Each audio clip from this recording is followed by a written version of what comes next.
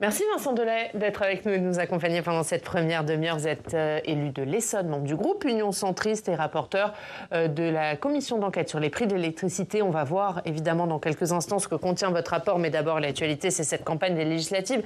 D'abord un mot, puisqu'on l'a vu dans le journal, sur le climat de cette campagne et des agressions de militants, d'élus locaux, de candidats. On a vu Gabriel Attal qui est allé soutenir Prisca Thévenot, qui a été victime d'une agression avant-hier soir. Qu'est-ce que vous pensez du climat de cette campagne ? Écoutez, en tout cas, on peut que condamner la violence dans tous les domaines et bien sûr dans le domaine électoral. Et il faudrait quand même un peu plus de sérénité. Mais moi, j'ai connu beaucoup de campagnes électorales. Il y en a des plus tendues que d'autres. Celle-là fait partie des campagnes tendues parce qu'on sent qu'il y a un enjeu et qu'il y a un résultat dont on peut prévoir qu'il va être un peu particulier parce que finalement, il n'y aura pas de majorité absolue pour personne. Et les coalitions, entre guillemets, seront très compliquées à monter. Le scrutin majoritaire ne favorise pas les coalitions, c'est dommage. Et la Ve République, finalement, a toujours vécu sur ce scrutin majoritaire, avec finalement une majorité qui impose ses choix au reste et qui ne discute de rien. Donc, est-ce qu'on ne va pas vers un scrutin majoritaire, mais avec une assemblée qui ressemble à une assemblée d'un scrutin à la proportionnelle ? Un petit peu, mais c'était déjà le cas en 2022. Finalement, en 2022, on avait dit est-ce qu'il ne faut pas de la proportionnelle pour que tout le monde soit représenté ? Finalement, tout le monde était représenté.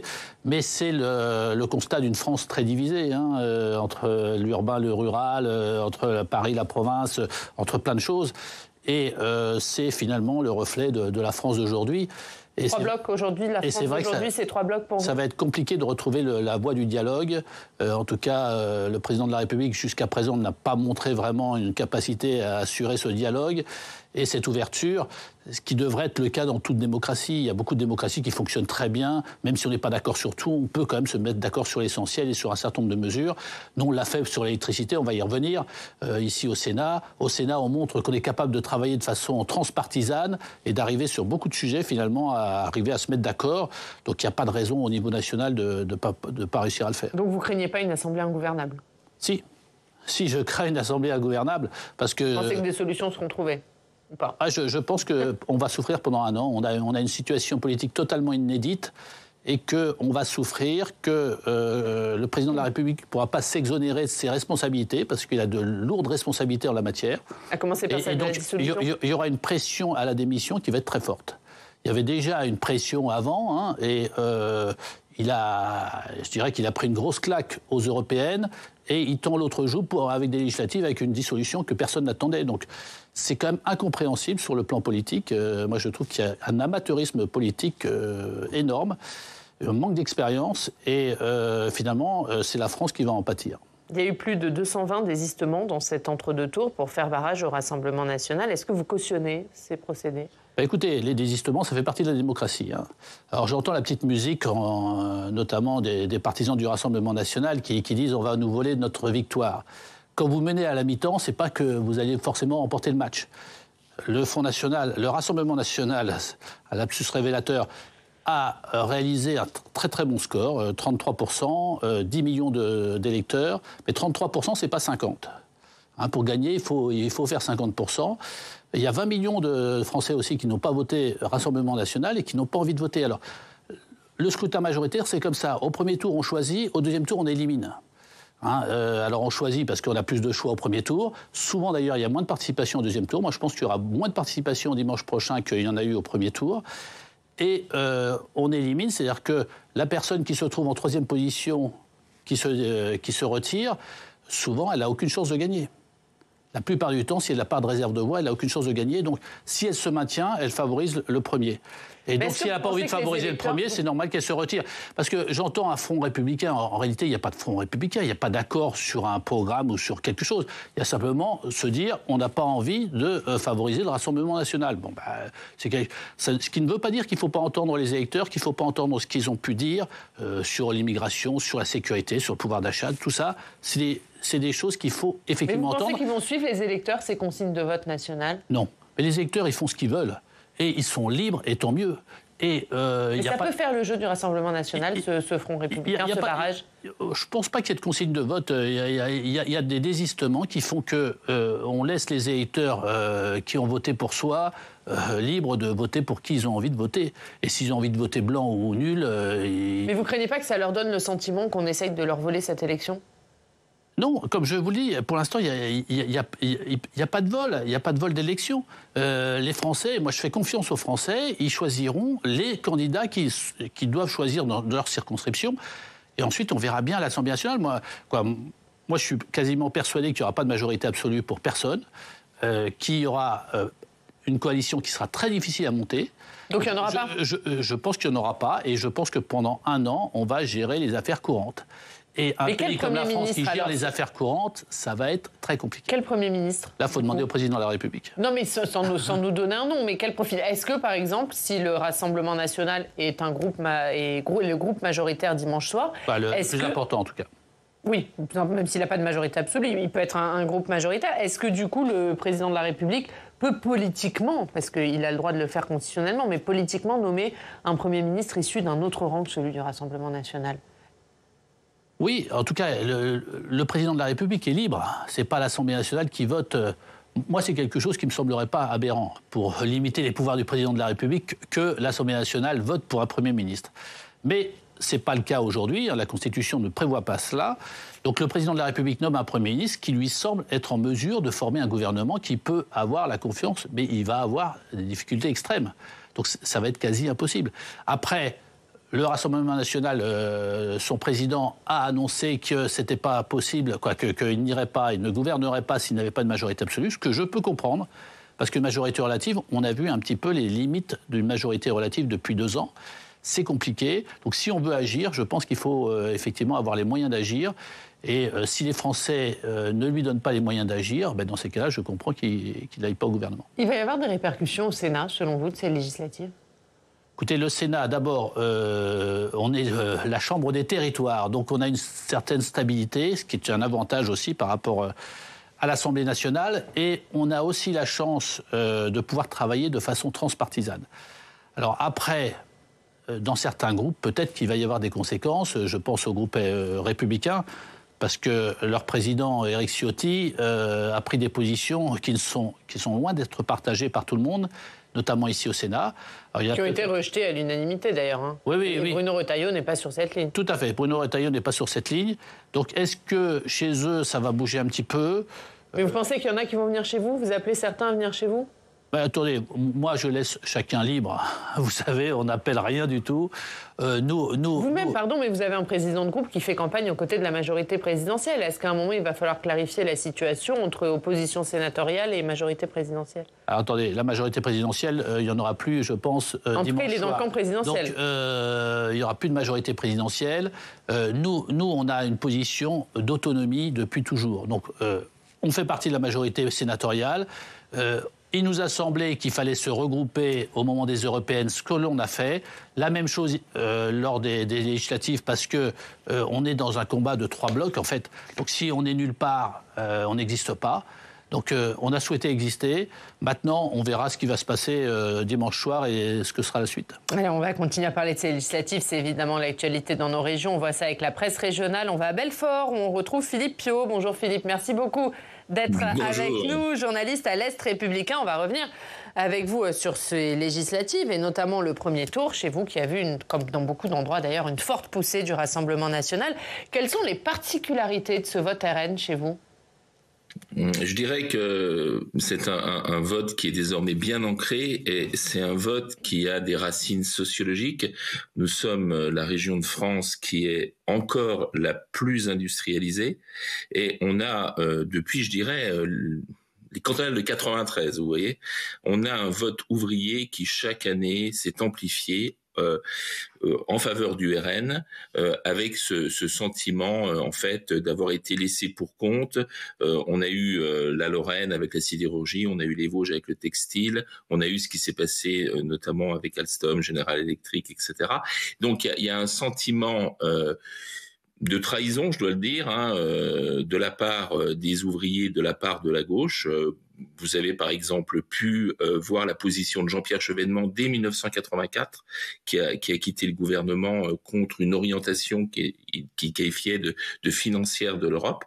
Et en fait, c'est pas comment dire, un coup de tonnerre dans un ciel bleu. C'est à chaque élection, eh bien, le RN fait davantage de voix. Alors, il y a d'autres raisons qui sont ajoutées depuis, mais ce sentiment d'abandon, et je dirais qu'il y a un sentiment qui est à la fois contre l'organisation politique et contre l'organisation des entreprises, c'est-à-dire avec des centres de décision qui sont de plus en plus lointains, le sentiment que tout se passe à Paris et que les décisions sont défavorables pour les anciennes, les anciens territoires industrialisés, c'était vraiment aussi le carburant des Gilets jaunes à l'époque, hein. Mais aussi, je dirais, pour les entreprises, puisque si on prend une société comme Alstom, lorsque la branche énergie a été rachetée, on a vu qu'on avait un centre de décision à Belfort où les gens pouvaient discuter, les décisions se prenaient là, ils étaient entendus. Ensuite, le centre des décisions est passé à Paris, et enfin, le centre de décision est passé à New York, où en fait, il y avait même plus de représentants belfortins dans le premier cercle de décision. C'est la même chose en matière politique.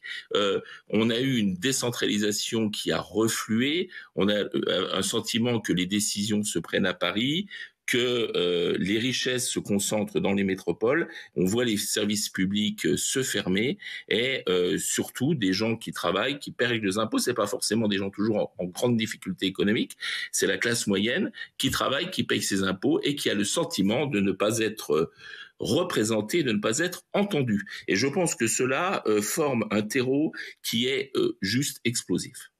Et Philippe, vous avez une question pour Vincent Delay?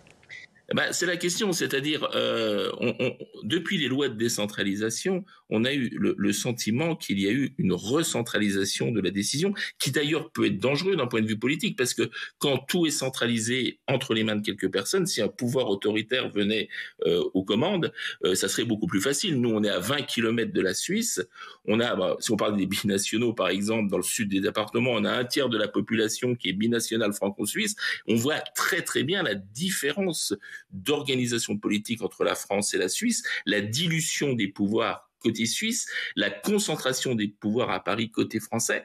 Est-ce que vous n'avez pas le sentiment qu'à la fois pour redonner ce sentiment d'être entendu par la population dans les régions, il serait nécessaire de revoir la façon dont le pouvoir s'exerce et est distribué au niveau français, ce qui passe par une réforme des institutions? Bien sûr, moi je partage parfaitement l'analyse, votre analyse, et je pense qu'en France, on a une démocratie qui concentre beaucoup trop de pouvoir sur une seule personne, le président de la République. Il n'y a aucune autre démocratie dans le monde, je pense, qui concentre autant de pouvoir qu'en France. Donc je pense que c'est un des problèmes, hein. Il y en a plein d'autres, mais c'est vrai qu'on a eu un sentiment d'une recentralisation ces dernières années, d'un éloignement effectivement des décisions par rapport aux gens. L'intercommunalité, par exemple, ça a été quelque chose qui, pour moi, était négatif, parce que le maire avait plus de pouvoir avant qu'il n'en a aujourd'hui, donc il en a perdu. On a, avec la suppression du cumul des mandats, je suis désolé de revenir sur ce sujet-là, mais c'est un sujet pour moi fondamental, parce qu'on a affaibli complètement les élus. On avait avant des grands élus locaux, on avait des sénateurs maires, des députés maires, des gens qui pesaient vis-à-vis de l'administration et vis-à-vis des ministères. Aujourd'hui, vous n'en avez plus. Vous n'avez plus de poids, vous avez des parlementaires qui ont moins d'influence qu'avant et des maires qui en ont aussi moins. Donc quand en démocratie on affaiblit les élus, on affaiblit la démocratie dans sa totalité. Et c'est vrai que du coup, nos concitoyens ont l'impression et ont le sentiment qu'on est assez éloigné d'eux, de leurs préoccupations. Et ça, c'est un message qu'il faut absolument entendre pour l'avenir. Merci Philippe. On va regarder votre une. Un petit mot, puisque c'est l'événement du côté de Belfort, début hier, des Eurockéennes. Oui, c'est le premier week-end pluvieux de juillet, donc c'est les Eurockéennes, ce sont les Eurockéennes. Alors, ça a plu, hein, tradition, au tout début. Ensuite, le ciel s'est levé. Aujourd'hui, il fera beau. Ça a très très bien parti hier, notamment avec le concert de Big Flo et Oli. Ça durera jusqu'à dimanche soir. Alors, c'est la fête, mais très honnêtement, les gens qui sont au festival pensent quand même aux élections, hein. Voilà, c'est la une, un départ en fanfare avec Big Flo et Oli. Merci beaucoup. Merci Philippe d'avoir été avec nous. On va parler de vos travaux. C'est vrai que parmi et même le sujet majeur de préoccupation des Français, c'est la question du pouvoir d'achat et notamment la question des prix de l'énergie. Vous avez remis hier votre rapport sur les prix de l'électricité. On va voir ce qu'il contient avec Quentin Calmet qui nous rejoint.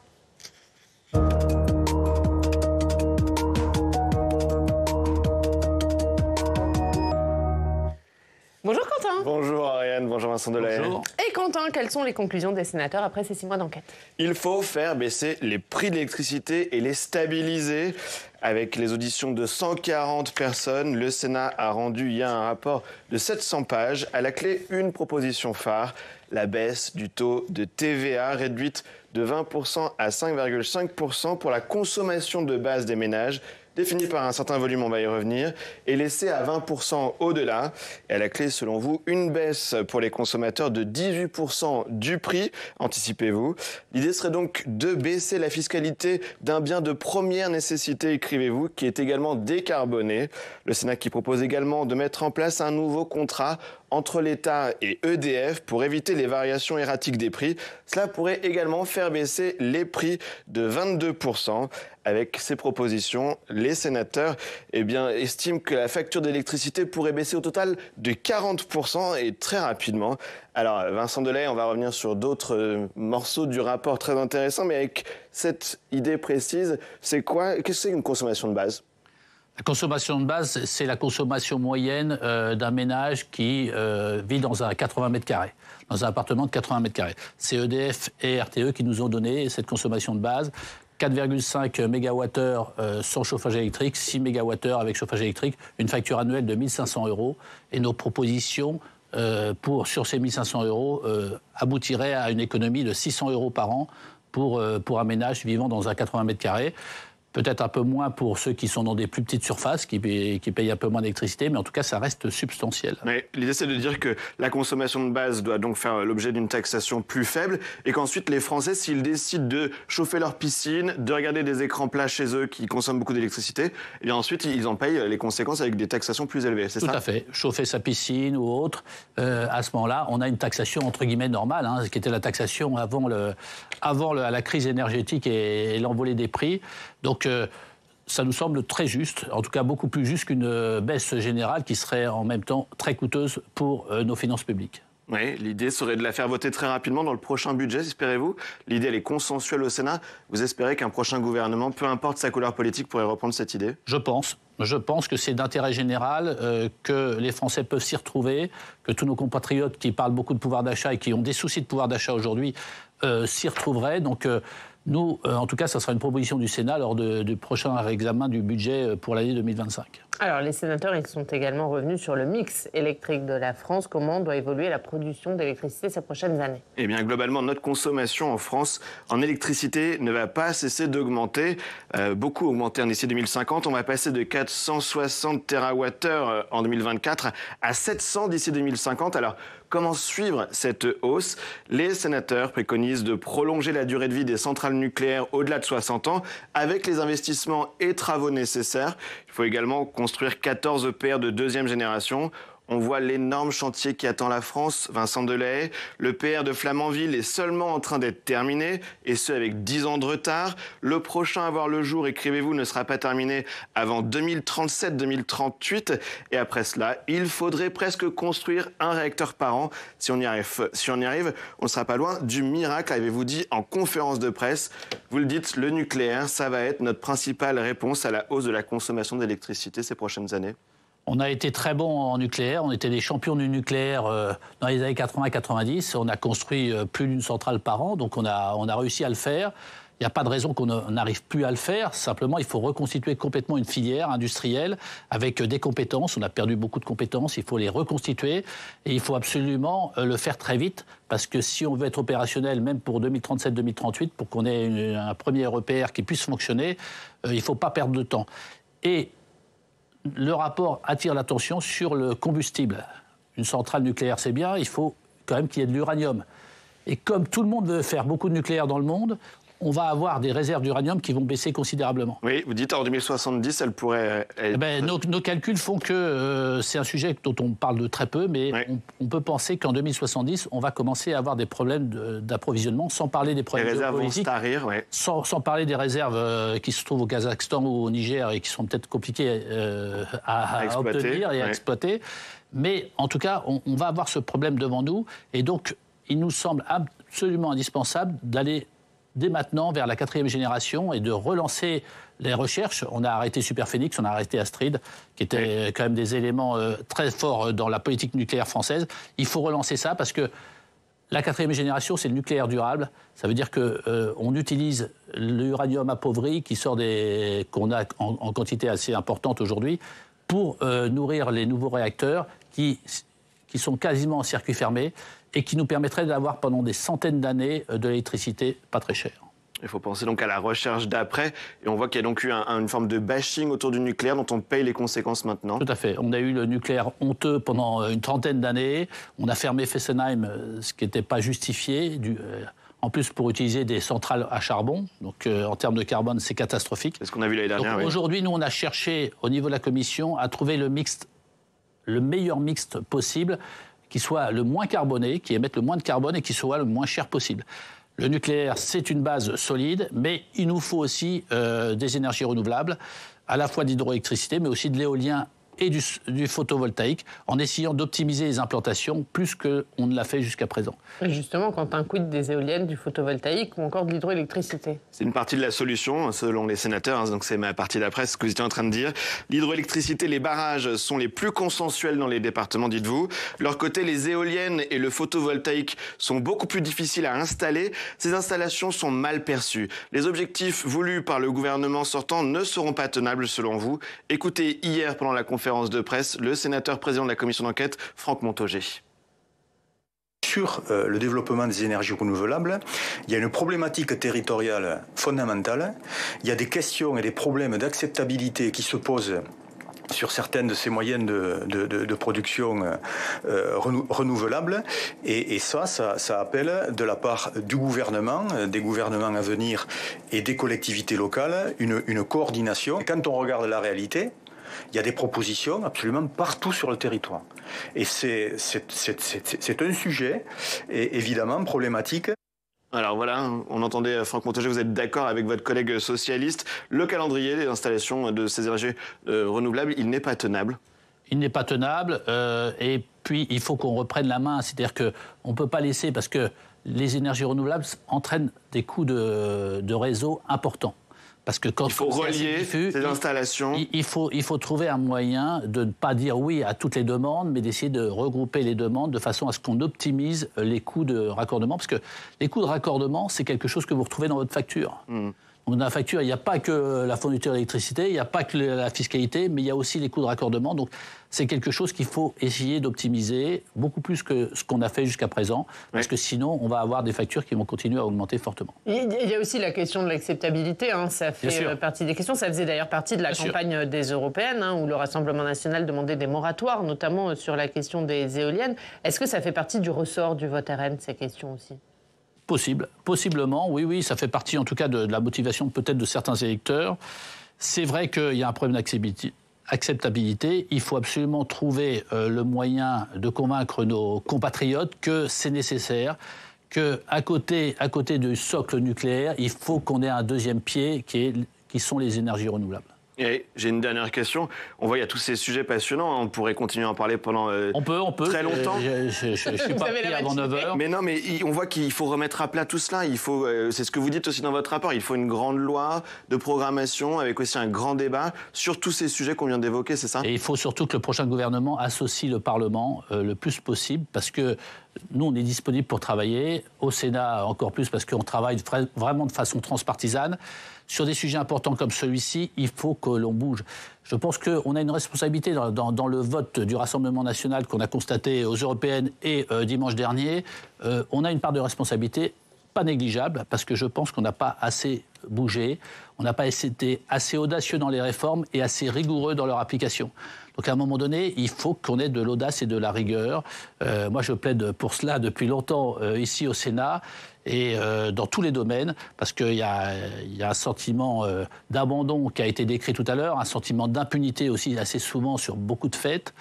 Et le cumul de tous ces sentiments fait que nos compatriotes, pas mal de nos compatriotes en ont assez.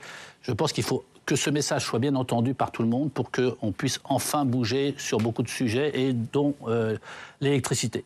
Merci Vincent Delay. Et les autoroutes, parce que j'oublie jamais les autoroutes. Ah ben on les oublie pas, les autoroutes, surtout en cette période de vacances. Voilà. Merci beaucoup. Merci Vincent Delay, merci d'avoir été avec nous.